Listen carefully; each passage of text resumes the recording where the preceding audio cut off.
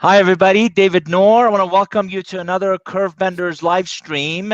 Delighted you're here. We are live on, let's see, LinkedIn, Facebook, YouTube, Twitter, and I would highly encourage our audience to jump in with your questions. I'm delighted that my guest today is Professor Sydney Finkelstein from the Tuck School of Business at Dartmouth College. Sydney, welcome.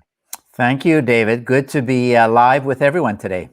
It is good to have you. Sydney, for those that may not know as much about you, can you build on, and our goal today is to build on our podcast, our Curve Benders podcast conversation from this morning, but share a little bit with the audience about your background and your current role? Sure. So I am a Canadian by birth and went to graduate school in both the UK and in the US. At London School of Economics and Columbia University. And for the last 28 years, I've been a professor at the Tuck School of Business at Dartmouth College. And my specialization has been leaders of organizations, of companies, but also in other walks of life as well. And I've written a bunch of books on that topic, and I teach and consult and do workshops. And of course, I have my own podcast, which has been fun, called the Sydcast. So I'm kind of sharing my research and disseminating it in all kinds of different ways that hopefully will help people get better and get better in whatever it is they do. Love it. So your most recent book, Super Bosses. I love the idea of bosses who help develop other leaders and bolster the success of others, and by definition, build a culture of leadership. Talk a little about the premise in the book and what really stood out for both you as well as some of the audiences that you've engaged with that book so far. Yeah, so Super Boss is one of these long projects.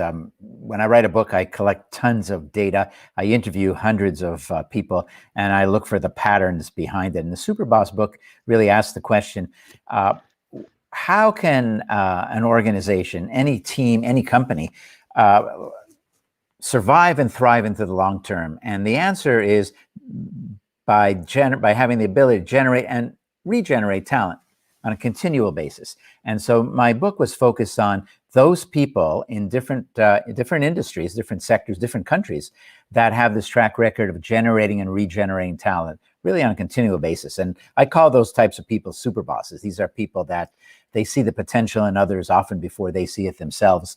I also like to think about them as leaders that create other leaders, and so they're these powerhouse people within an organization that truly do make the difference in terms of success. And I wanted to find out who they were, what made them tick, how they got to be where they are, but especially what I wanted to learn is what do they do? What's their secret sauce? And in the book, I share what that is. And it turns out it's not exactly a secret sauce. There are a lot of ideas, a lot of things that they do, but every single one of those things are things that anyone who wants to can do in their own teams, in their own companies. It's not like a magical pixie dust that only a few people are anointed with. Anyone can do it if they wanted to. Why are they an anomaly? Why are they an anomaly? Mm-hmm. And do you believe it's nature or nurture? Are they born this way, or is it a cultural environment that develops them to be great bosses? The thing about super bosses is that I didn't know how common they would be when I started off in this research. And what I discovered is they are actually, every organization has, certainly every big company has super boss type leaders up and down the hierarchy. It's not like everyone is that way. Everyone has experiences with bosses that are not particularly good bosses and are the opposite to super bosses. So we know that to be true. But it turns out that there are a lot of people that have some of these super boss skills, which is very encouraging. When I did in the old days when you actually were face to face with people all the time, and I did talks, and I would do a book signing afterwards.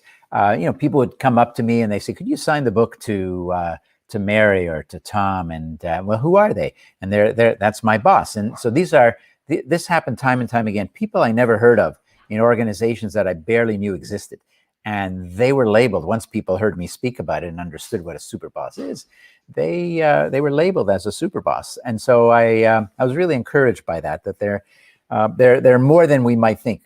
But having said that, not nearly enough. And in fact, in many organizations, they're really undervalued. People don't recognize that. The people that work for a super boss leader, they never forget. They know that person. They know what she did or he did to help them and to advance their career. But outside of that little circle, they tend not to be as well known. And if you think about how much time and money and energy companies put into developing talent, identifying high potentials, and the whole rest, well, here we have within probably every company out there, some people that are super boss leaders that have already figured out how to do this, and they're like undervalued assets. You know what I mean, David?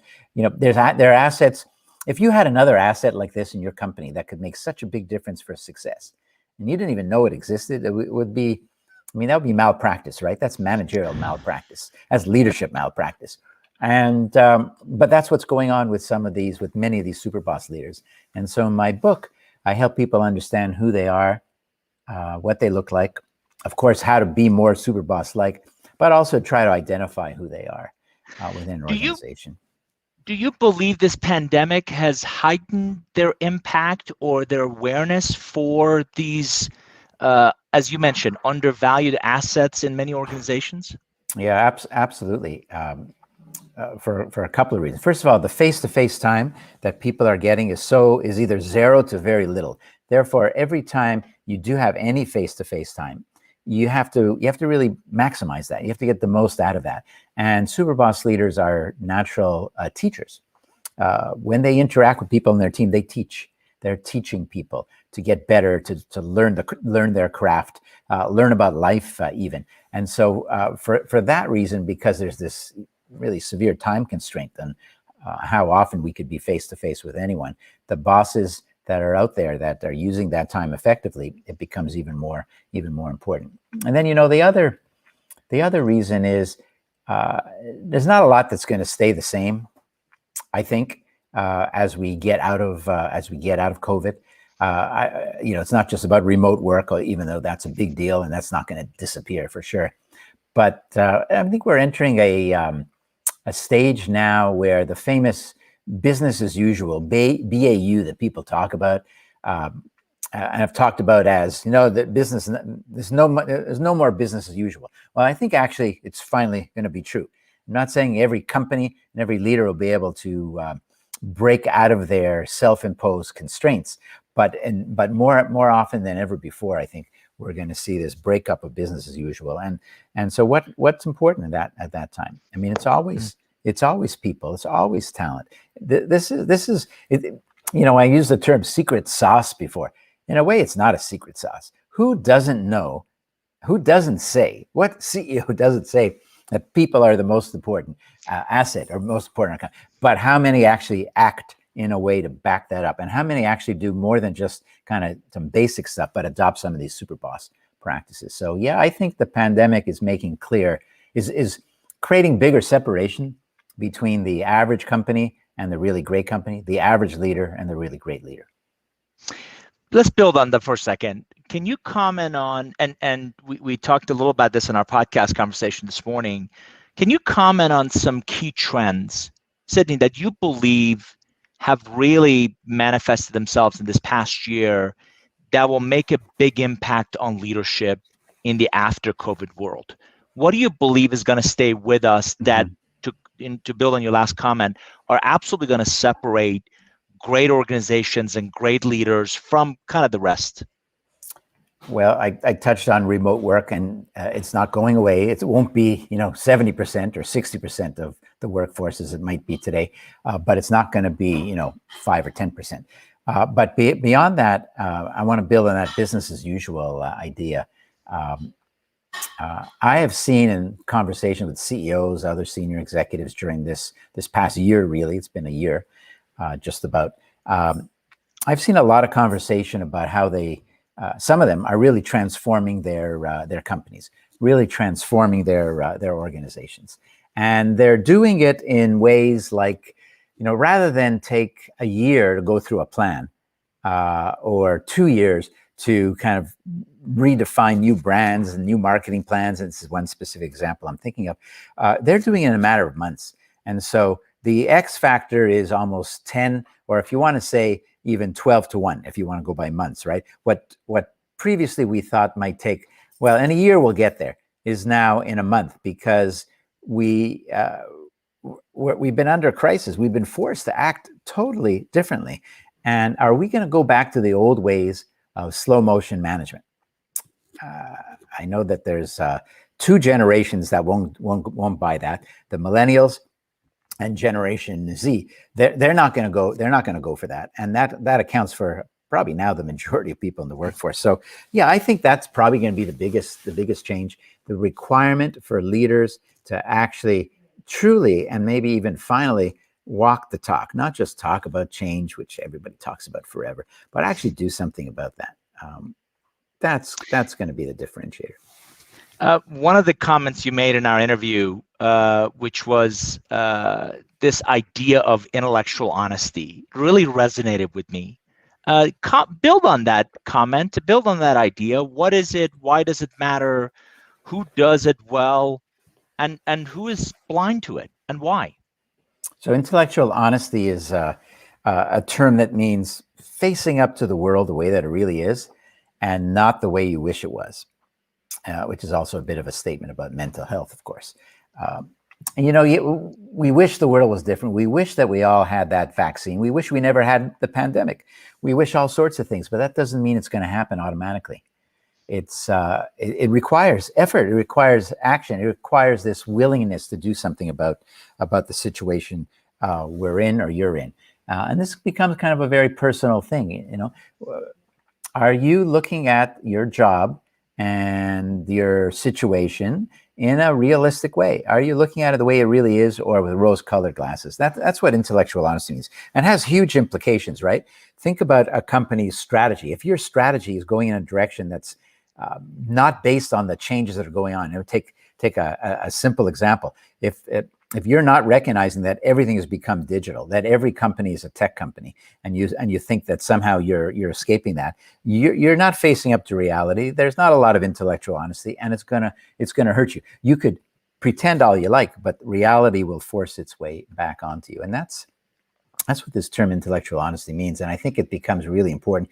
And I think now, as we're going through COVID, and people have more time in many ways for reflection, and we're not traveling as much, and there's still lockdowns in some places and all that. I think individuals have a chance. People have a chance, and are starting to kind of look at their careers and say, "Is this what I want to do? Is this where I want to go? Am I on the right track?" I've done it myself, and I'm at a different stage of career than a lot of other people, no doubt.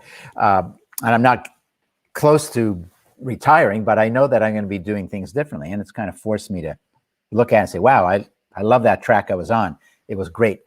But I might do something a little different going forward. And this is what I think we're seeing more and more of. And it's a shame it took a pandemic to get people to reflect on their lives, but that's what's happening. Beyond, and I've had Joel Koblenz, a friend in the executive search business, in a previous podcast episode, and Joel talked about looking at our careers as projects and really planning for them as such. So beyond that personal reflection, Sydney, how does intellectual honesty show up at work?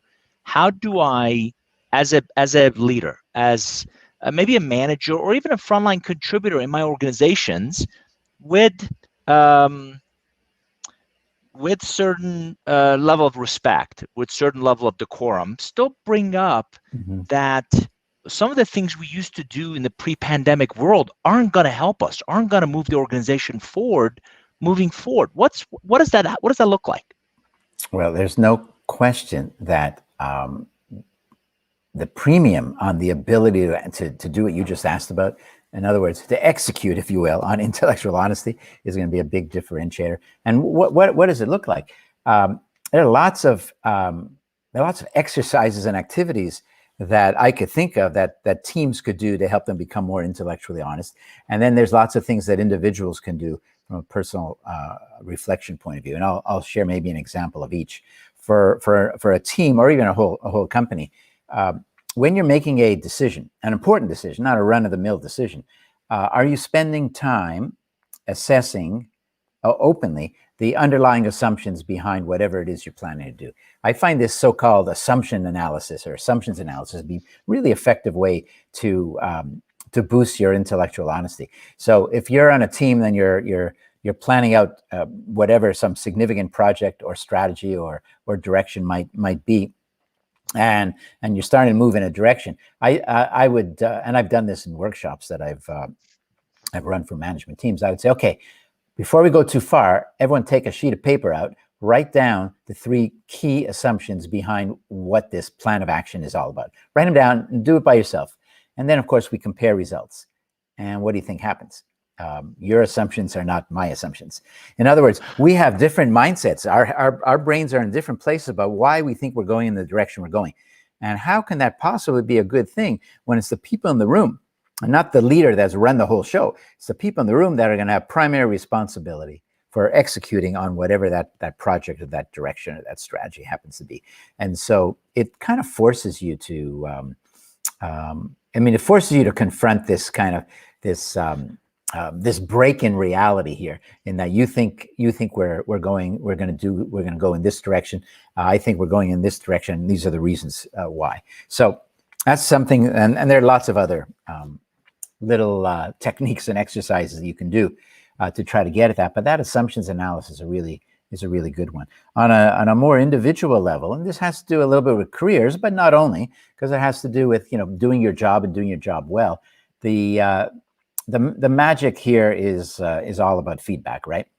That's not a secret either. I'm always recommending, both to my students and to people I coach and groups that I work with, that feedback is kind of amazing thing. And people always say, yeah, they want feedback. Do they really want feedback? Because to get feedback requires you to kind of hear things that you need to get better at. And we don't all want to hear that. We have enough on our plates. We're just surviving through this pandemic. Now you're going to tell me I got to do this differently? Give me a break. Well, unfortunately, or maybe fortunately is a better word, intellectual honesty comes from really knowing yourself as much as you can, becoming as self-aware as you possibly can. And by the way, when I say feedback, I'm not just thinking, your boss gives you feedback in a performance evaluation. There's lots of holes in that whole approach. I'm talking about feedback day to day. For example, you're in a meeting and either you ran the meeting or you played a role in that meeting and you're walking. Okay, this is old days. You're walking out. Other times it could be a call after the Zoom meeting, right? And you're walking out and you talk to someone you trust that you work with and say, and ask them for some feedback on how you did in that meeting, whether your comments were as succinct and clear and helpful as you certainly intended them to be. And the trick here is, don't just ask, did you get something? Did you enjoy my comment? Did you find my comments useful? Most people are going to say yes. What are they going to say? The question you got to ask is different. You have to ask, what could I have done differently? What could I have said differently? I mean, I know it didn't go badly, but what could I have done differently? And so you're giving other people permission to give you feedback. And that's the missing piece often, right? Give people permission to tell you what they're really thinking, to get that intellectual honesty. And I won't say everybody will do it, but you're much more likely to get it. When you just ask, this is funny because I say ask for feedback, and people have told me in the past, yeah, I'm always asking for feedback. I'm doing a great job. I'm fantastic. Well, you're not asking the question that you probably prefer not to ask, right? Which is, what could you be doing better? I've always believed you want better answers, ask better questions. And a lot of people kind of shy away from that confrontation, shy away from, they don't want to make other people uncomfortable. So they're not asking those hard-hitting questions of, listen, I appreciate the kudos, but what could I have done differently? What could I have done more or less of? Let's talk about pace of transformation. One of the things that you and I both see in this pandemic, specifically when it comes to both strategic and tactical, is almost like you're forced to move. Status quo seems to be riskier than ever before. What are you seeing in that pace? What are you seeing that's really, again, setting some leaders apart from others who are not waiting, who are figured out that this pandemic is really an impetus to think and lead differently? Talk about that pace of transformation for a second. So I alluded to There's one CEO that I had spoken to not that long ago who had started to develop different branding and marketing plans for new products. And I remember when I talked to him, it was a 3-year plan. This is someone in the beer business. Well, guess what happens if you're in the beer business and a pandemic hits and bars are closing or cutting back on hours? You're getting a big hit to your revenue, and people have much more time in their hands. And so, yeah, you can, furlough some of those people. But if they're really good people and they know that their efforts are significant for the future of the company, why not involve them in trying to get to the next stage? And so this is a company that did a series of activities that they thought was going to take 3 years within 3 months. And of course, you're still fine tuning and tinkering. It's not like you have a nice bow on the envelope after 3 months, but they operate at such a tremendous pace.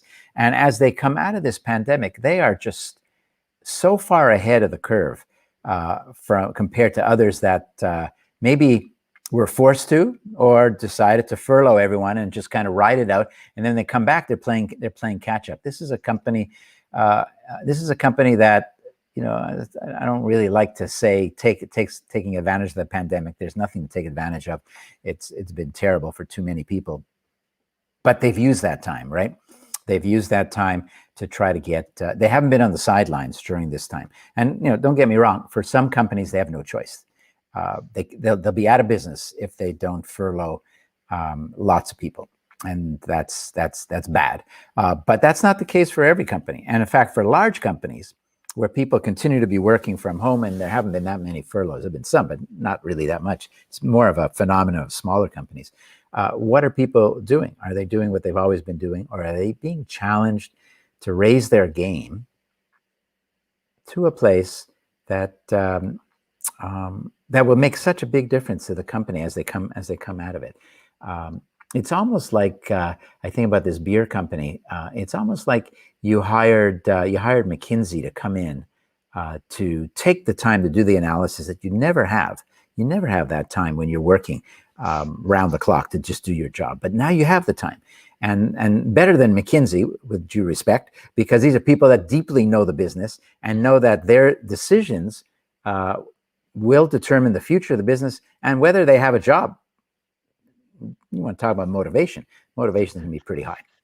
Yeah. So that's those are the things that that I'm seeing, and happily seeing, really, for more companies and more leaders than maybe I would have anticipated a year ago. You teach at a very respected business school. Obviously, Dartmouth is well known, well recognized, as is Tuck. One of the conversations you and I had was this pandemic bringing higher ed front and center, and the need for professors, departments, deans to take what's working and what's really impactful and hopefully amplify those and proactively modify what's not working. How do you comment on how do you believe higher ed needs to evolve based on the lessons from this pandemic? Well, higher ed's been really hit badly. But it's not one sector by itself. There's gigantic differences between elite schools that have large endowments and have a reputation, as Dartmouth and the Tuck School have, and others as well. They have a reputation that insulates them to some extent from too severe of a downturn in the economy, or a downturn in terms of student demand. That doesn't mean that you're safe forever. Nobody is. But for the more prestigious schools, they have a little bit more time on their hands. Rather, a little bit more time to make the changes. It's not as severe. And I say that because there are a lot of schools that are getting killed and are going out of business, actually, because of the costs associated with this. But having said that, the best of the schools, and the Tuck School has certainly been spending a lot of energy. My colleagues in the dean's office in particular have been spending, and faculty members have been spending a lot of energy thinking about what's the next stage going to look like. And one thing we learned, we didn't want to learn this, but we learned it. We could teach on Zoom and teach at a very high level. And I won't go through all the ins and outs of teaching on Zoom. I don't know if your audience is going to care that much about that, but I could tell you that the quality of teaching on Zoom, while it could never, ever replicate face-to-face, and nothing ever will, the overall quality of that educational experience is much higher than any of us thought it would have been when we started this a year ago. And that means that we have a new capability, a new skill set, not one we wanted to learn, not one we wanted to do in the first place, because we all wanted to be face-to-face, so we always have been. But we've developed this capability, and it's not just online, because online education's existed for, well, probably 15 years and been a big thing for 5 or 8 years. But online in a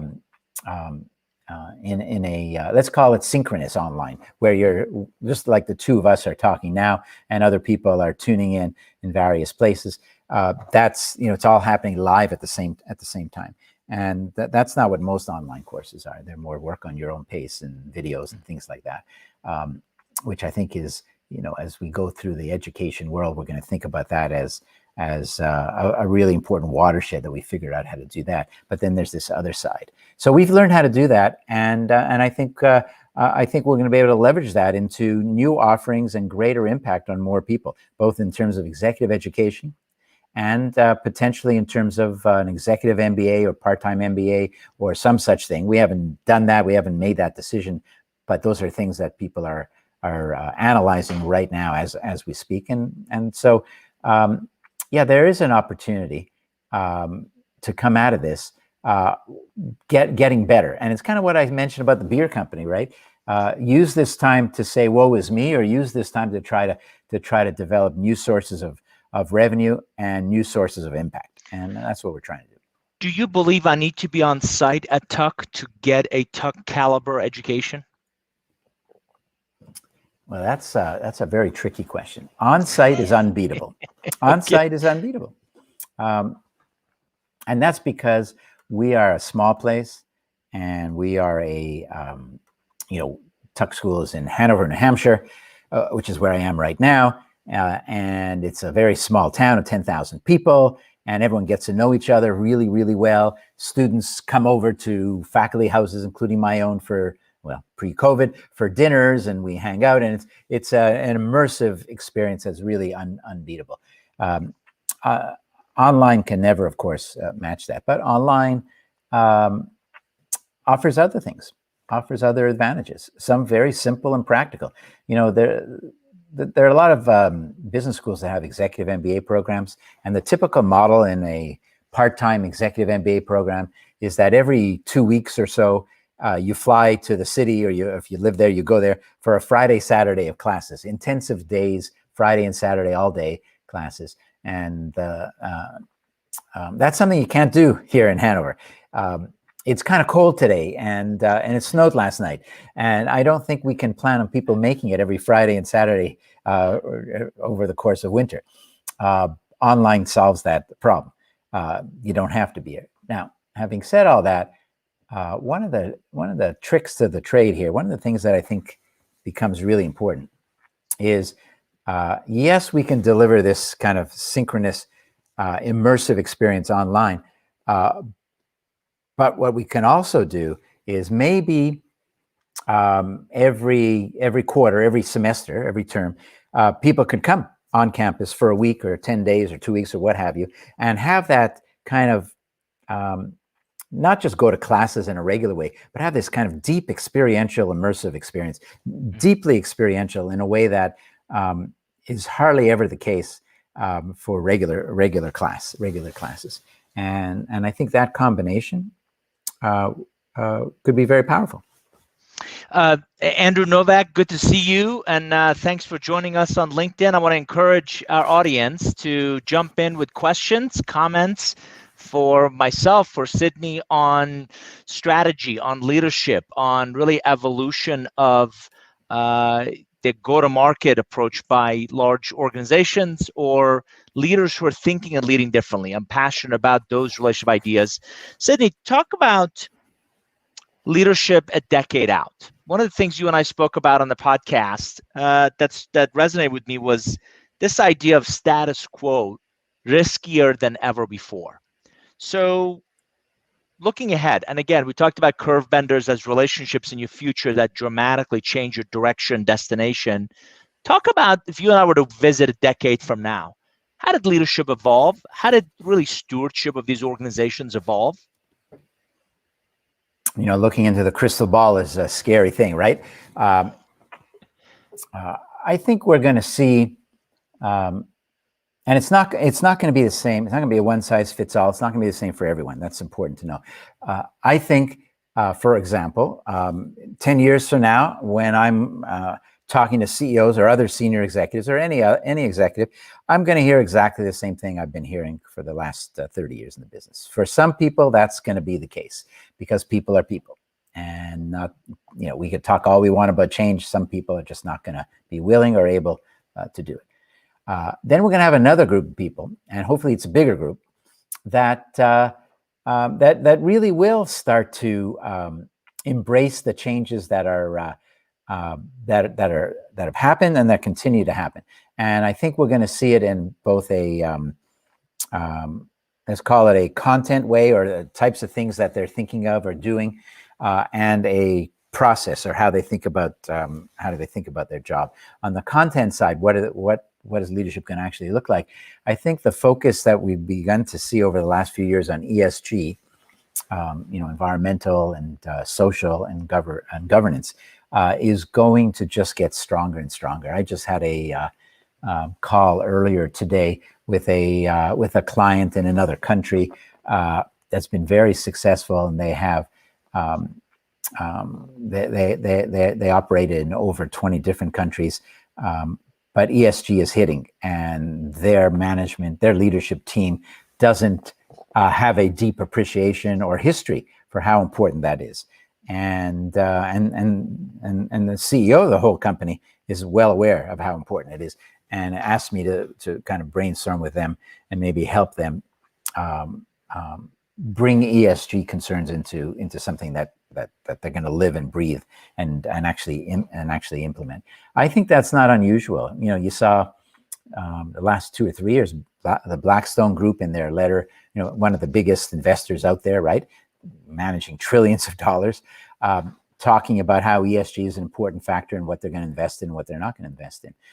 We're seeing CEOs of companies, especially in Silicon Valley, but in other places, speaking out about things that they never spoke out about, whether it's social issues or economic issues, and what's right and what's wrong, and taking sides now in a way that we have not heard, not seen before. So we use when you think about the word activist in a business sense, you think about it as but maybe an activist investor, that comes in and wants to rip apart your company and flip the stock and make some money, and that's going on. But now we have the activist leader, and that's happening. I think it's going to happen. There's going to be a bigger and bigger part of what we're going to see. And by the way, my students today, so average age of my MBA students is about 28 or 29, and this is a trend I've seen for the last several years. I've never seen this much interest in this topic, and it's not just sometimes you can tell it's lip service, or it seems like the right thing to say. I mean, these students are passionate about this. They truly believe it.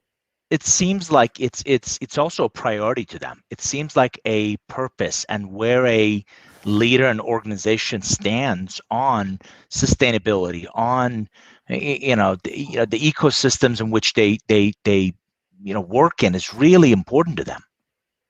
Yeah, it is, and I'm seeing people kind of vote with their feet also, taking jobs and discovering, this company, these leaders don't do the things they said they would do, and they leave. They're fearless. It's really something to see. And, when you spend all the time to hire a really talented person and they leave within the space of a year or two, that's not good. That's not good for you. And so there's a penalty to be paid. So yeah, I think we're going to see that become a more, this whole thing, and that includes, things that are in the news a lot around diversity and inclusion. I think it's completely consistent with this idea. And why wouldn't it be, by the way? Because if there's one thing we know from decades of research about diversity, diversity wins. Diverse teams produce higher quality decisions than less diverse teams. This is not me talking. It's not you talking. This is hundreds of academic studies in different walks of life. When the evidence is this overwhelming, at some point you start to see, you like to think you start to see some movement. Well, I think we're at the tipping point now. I want to come back to that in a second. We have a question from Ben Paris. People typically think that they're more intellectually honest than they are. How do we know if we're really intellectually honest and not just expressing confirmation bias? Yeah, it's a good question, Ben. People think they're better than they are in every characteristic we can talk about. I would say that I mentioned feedback before, like honest feedback, and how to and what to ask. Right? I like what you said, Dave. If you don't ask, you got to ask better questions if you want better answers. I think that's right. I think the ability to ask good questions is a tremendous leadership skill in and of itself. As a side note, and so I think that becomes a pretty big factor, right? You could think all you like, but you got to hear from other people. You got to get different points of view from other people, and you want it to be as honest and as clear and direct as possible. And as I said earlier, you have to ask for that. You have to give people permission to tell you the truth as they see it. It doesn't mean you have to necessarily agree with everything you hear, but you want them to do it, and you got to give them permission to do that. I think that helps. I think that helps a lot. I think that can keep us on our toes. Now, I know this is a tough thing. If you're working for someone who thinks they're very intellectually honest and they're the boss, how do you change the boss? And that's where, there's plenty of companies that do 360 feedback, and sometimes it's good, sometimes it works, sometimes not as effectively. It all depends on, how seriously it's treated by the most senior executives, and whether there's follow-up as well, and developmental work related to that. So I'm not saying it's a slam dunk, but that's what I would do, and I think that would be the way to handle it. We've got another great question. This is from Hunter. In a tough job market for many young workers, talking about Tuck, do you believe getting an MBA is really crucial to advancing your career beyond education? Sid, your thoughts on an MBA? Yeah, so the MBA has been a degree that has been, I guess, under attack for a good 20 years. Back in the Enron days, when it was discovered that a lot of those senior executives were Harvard MBAs, the crisis was, why? What are we teaching people? What about ethics in business school? And I already alluded to this. In a way, I think we've gotten better as an industry, as a business school industry, on that score. But students have forced us to as well. As I said earlier, they're showing up completely focused on these issues. But more to the question, I don't want to sound too elitist, but it makes a difference where you go. If you go to a top 40, top 50 program, top 10 is even better, but top 40, 50 is plenty good, because there's hundreds, maybe even thousands of MBA programs around. It's going to make a big difference, because companies come to you. And top companies come to you. At Tuck, we have all the top consulting firms, all the top Silicon Valley firms. We have global companies. Most students have multiple job offers, even in this economy. Right now, what month are we in? We're in March. So students graduate. This class will graduate in June. And I don't know the exact numbers, but most of those students have already gotten, and not all yet, but most have already gotten multiple job offers. So the other thing an MBA does for you, and this is true almost wherever you go, but what it does for you, it's a way of rebranding yourself. If you're just going to continue down the same path and the same type of job, then it's a fair question to ask, do you really need the MBA? And I would say, well, if all of my bosses have MBAs, then that tells me something, and I better get serious about that. But if you're thinking about rebranding yourself, shifting careers, there was a guy a number of years ago that I remember who was, he was in the forest products industry, and he always wanted to be a banker. Well, you're not going to get a call back from Goldman Sachs when you're in the forest products industry and you want to go work on Wall Street. It ain't going to happen.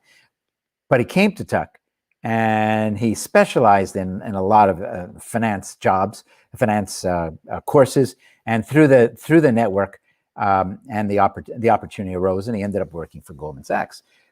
So it is the most powerful way to rebrand yourself in a career, and then the last thing I'll say. I mean, there's a lot I could say about this, but the last thing I'll say is, in a very practical sense, and there are data you could look at from some of the magazines and that rate business schools. What is the uptick in compensation from pre-MBA to post-MBA? That's a pretty good metric, right? If you're going to go and invest the time and the energy to do this, what's the actual bottom line payoff? Not only the fact that this could be a life-changing experience, make lifelong friends, all of which happens at Tuck, but will it really pay off? And that's what you want to look at. And it does. Not for every school and not for every person, but I would say that that's again why start looking at the top 30 or 40. It makes a difference. Most of my audience knows this, but Hunter, I was thinking in my late 20s, and I saw guys twice my age doing the exact same job, and I said, I don't want to do that. And the way for me to elevate, as Sydney mentioned, my status, my position, my opportunities was to go invest in getting an education. And my parents drove into me that education is something nobody can ever take away from you. So Sydney is exactly right. Beyond the great education, the network you build, the opportunities that open up themselves really, and by the way, there's a very real compensation bump as well, particularly if you can find opportunities to apply what you learn into creating value, into creating impact. Thanks for jumping in. Yeah. By the way, David, just to build on what you just said, switching companies, if you can do it, is also a good way to start to do some of that rebranding. Now you have to be marketable. You have to have those opportunities. You have to put yourself in a position to actually be a serious candidate for a different company. But the reason I say that is you can become typecast when you're at a place for a certain period of time. And they say, even if you're really good, even if you're highly valued, they say, well, this is what you do. You're really good at it. You might have aspirations for a bigger job, for more responsibility, for taking on some new. I mean, it even happened to me in the academic industry, if you can imagine. Because my first academic job was at USC, University of Southern California. It's this fantastic school. Really loved it, and have very close friends there even today. It was a great 6 years for me. But I was typecast. It was right early in my career, and I was kind of this gung-ho researcher, very focused on research, which I still am.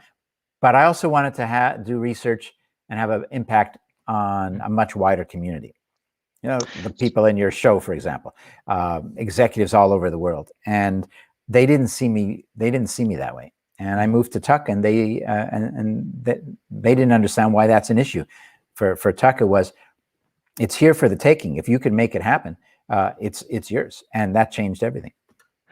Thank you, Hunter, for that. We got another question from Ben. Any insights into what leaders do from a networking standpoint throughout their careers? So, Sydney, what do the best leaders do? And if I could build on Ben's question, on really building and nurturing the relationships as that inner circle, as that those sounding boards, as potentially cross-industry sources of insights in the challenges they might be struggling with. Yeah. So when I was talking about feedback earlier, one of the things that I always have thought is good is when you could have let's call it a feedback buddy that doesn't work with you, and you provide feedback to her, and she provides feedback to you, but aggressive feedback, the type you're not going to ordinarily. You do that favor to each other. You're not working together. There's no job relationship, and that's powerful. But more specifically to networking, I think networking is kind of a full-time job that you have to be doing while you're doing whatever else you're doing. And in fact, if you really think about that, every time you spend any amount of time with anyone else, you are networking. And what does networking mean? Networking means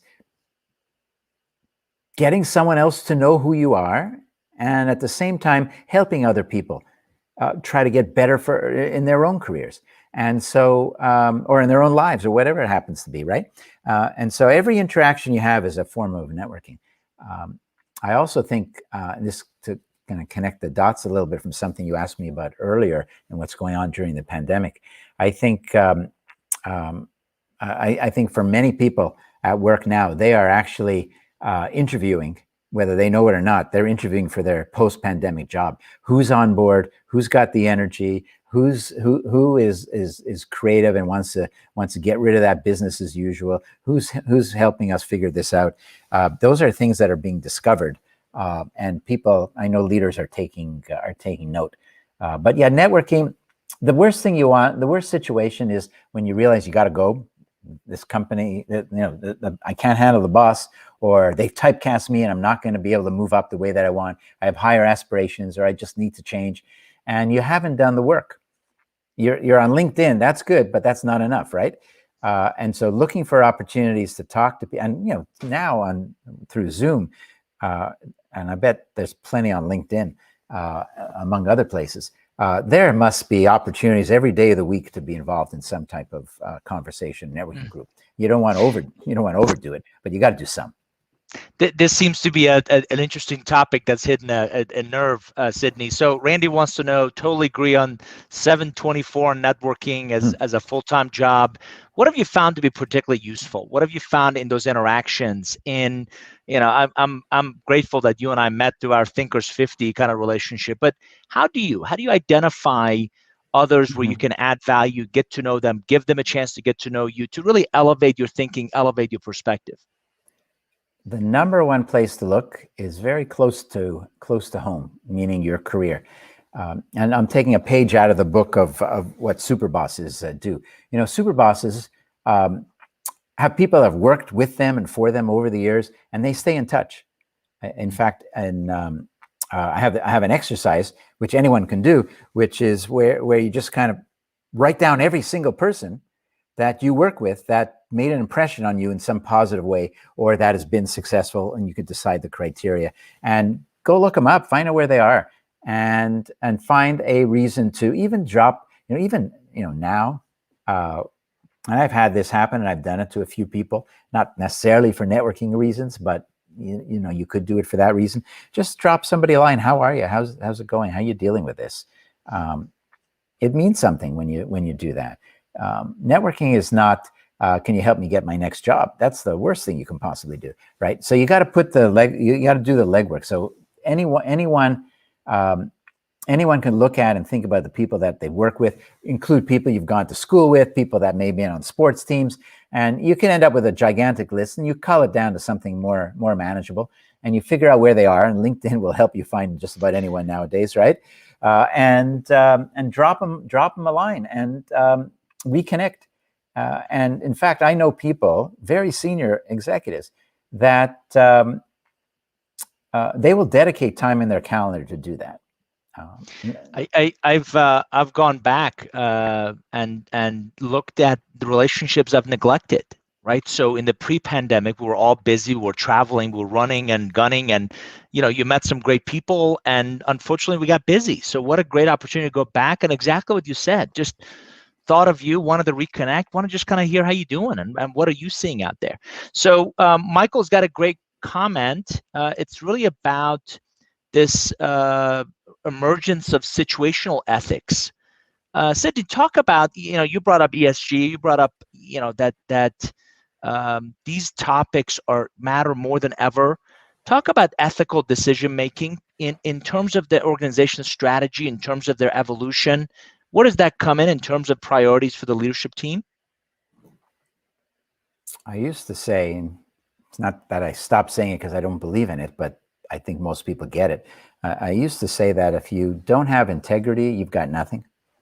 That's step one. Because a lot of people ask me, and maybe you even did this as well, David, what are the most important leadership capabilities or skills? And there's a long list, and I have my 2 or 3 I think are at the top of the list.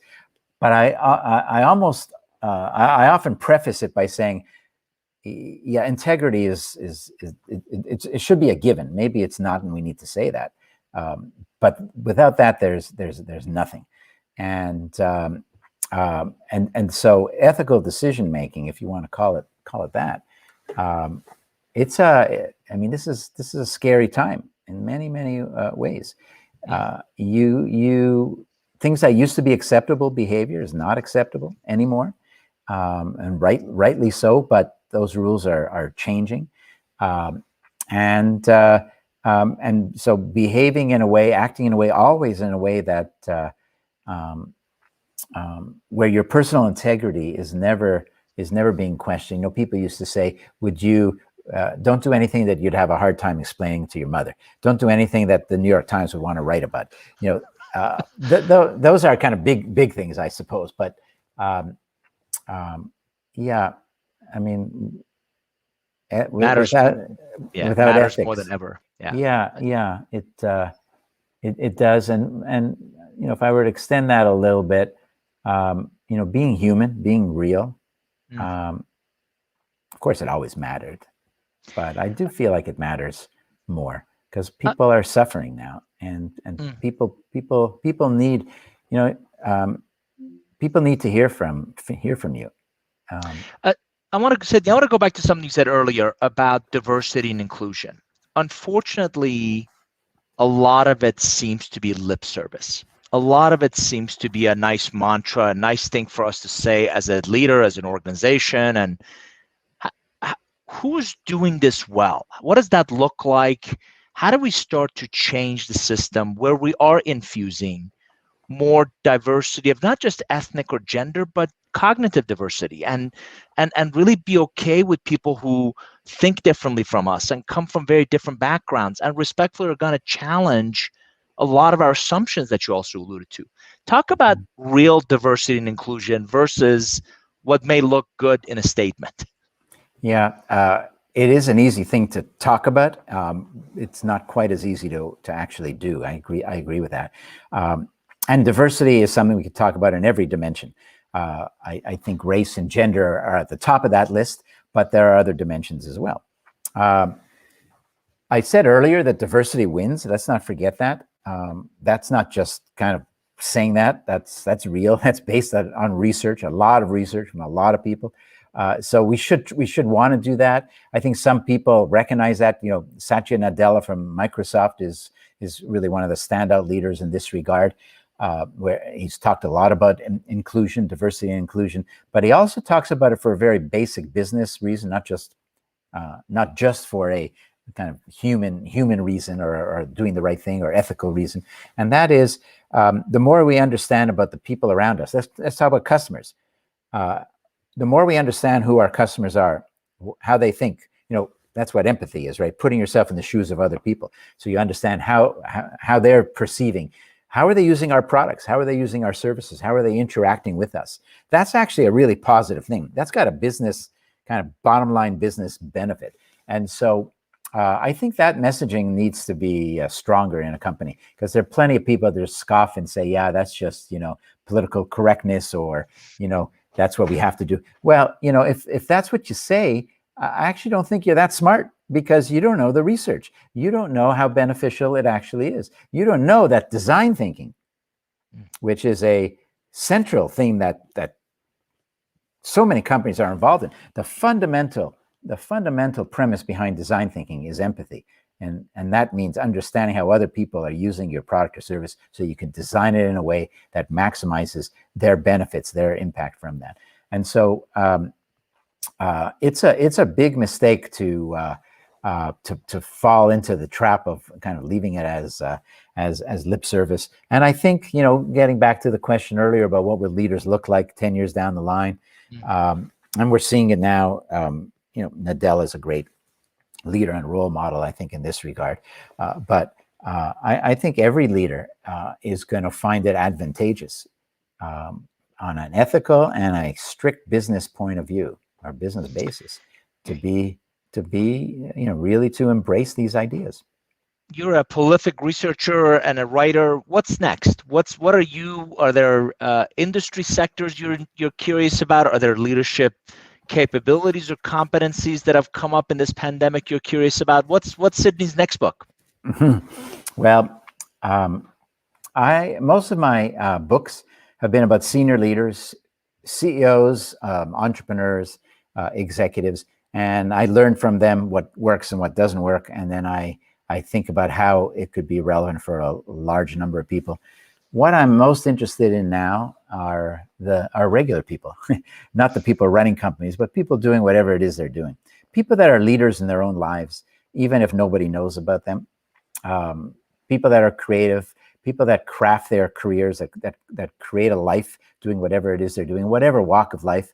And these are the people that I've been bringing onto my podcast, the Sydcast, and I've been learning so much from them. I mean, these are people that, they could be entertainers, they could be academics doing research. Some of them are business people, some of them are entrepreneurs, and they're not. Most of them are not the people you're reading about in the front page of the Wall Street Journal or the New York Times, but they're real people and they're doing really interesting things. And I've been talking to them, hundreds of these conversations already, and learning from them. And so, will there be a book on this? I don't know, but I'm not going to pin myself down now. But there might be, and the book will really be about life and wisdom, if you will. As learned from regular people doing regular jobs to the best of their ability. I think life and wisdom lessons will always be in demand. So for our audience, you've been listening to Professor Sidney Finkelstein from the Tuck School of Business at Dartmouth. Sidney, what's the best way for our audience to learn more about you and your work? Well, of course, I'm on LinkedIn. I have a website at Dartmouth that you can easily find. I like to say I don't play hard to get. You Google Sidney Finkelstein Dartmouth, and lots of stuff starts to come up. Certainly, the best way to stay as current as you'd like about my stuff is to listen to the Sydcast. I spend the first 5 or 10 minutes talking about whatever I think is interesting that came out of the conversation. And as you know, David, podcasts have exploded as a form of communication that I think is very, very effective. So there are lots of places to find me, and if you want to find me and you want to email me to say hi or ask a question, feel free to do so. You've been listening to Sidney Finkelstein. Thanks for joining us. Our guest next week on this Curvebenders live stream would be Julian Birkinshaw from the London Business School. We try to do these each Tuesday at noon Eastern. I would also encourage you to go back and listen to, if you haven't already, my podcast interview, the Curvebenders podcast with Sidney. We released one this morning, and he shares great insights on a lot of these conversations we discussed, including a glimpse into future of work. So on behalf of our team, I'm David Nour. Thanks for joining us, and hope to see you again next week. Sidney, thanks. Thank you, David. Take care.